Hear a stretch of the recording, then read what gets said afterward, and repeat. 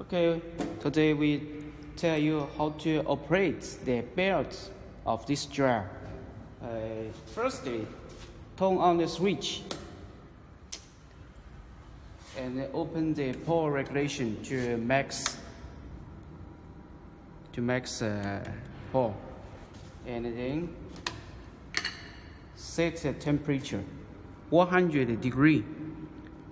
Before we adjust the belt, it's very important to waiting for the temperature up to 99 degree, because the belt is easy to stretch after the heating. Then there's very stable. Now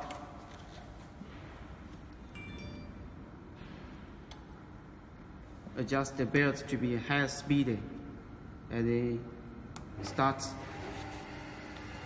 Look at this. This is a very sharp. Now we need to keep the belt in the middle. This edge must be reached to this place. Okay. Now we adjust this side.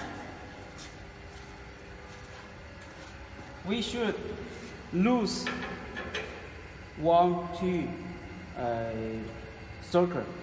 2 circle. 1, 2, counterclockwise 2 circle. And this side we should tighten 2 circle, counterclockwise 2 circle. 1, 2.